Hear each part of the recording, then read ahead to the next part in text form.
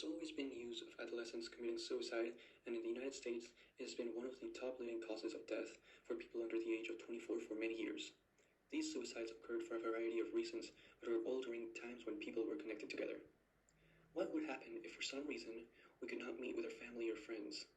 If we were separated and our way of life was changed in an instant? This pandemic was the reason why those questions can be answered now.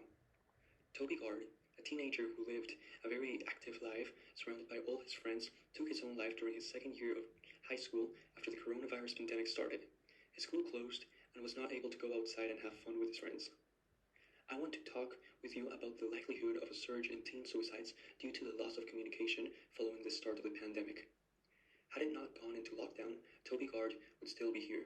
He would have been getting the exercise, he would have been getting the connection with his friends, he would have been getting those needs met, and not dwelling on the negative.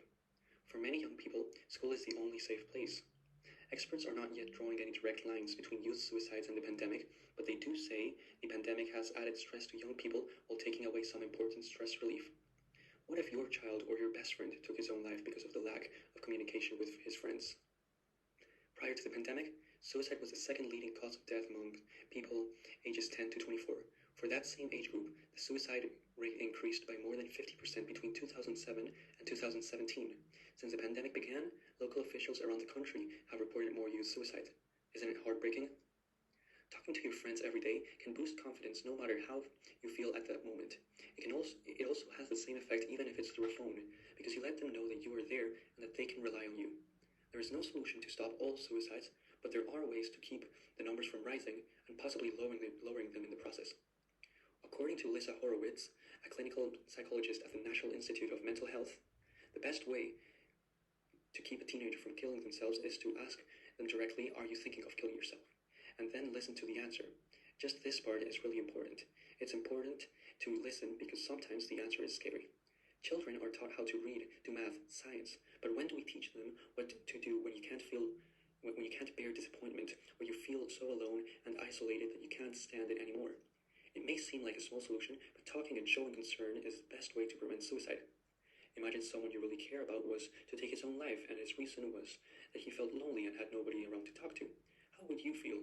What would you go through your mind? Would you blame yourself for not contacting him more often? Now imagine, if you contacted that person more and he opened up to you, would you be happy knowing that you helped a loved one get the necessary help and continued on being with said person in the future? That world can be reached if you ask a simple question and have a conversation constantly. If you believe in a future surrounded by all the people you care about, subscribe to our page and share your story with a community of people who are and have been in the same circumstances as you. Offer them your support, and they will help you come up with solutions to make sure the future you have in mind becomes a reality. You can also donate any amount of money to help youths get access to a better and faster method of communication.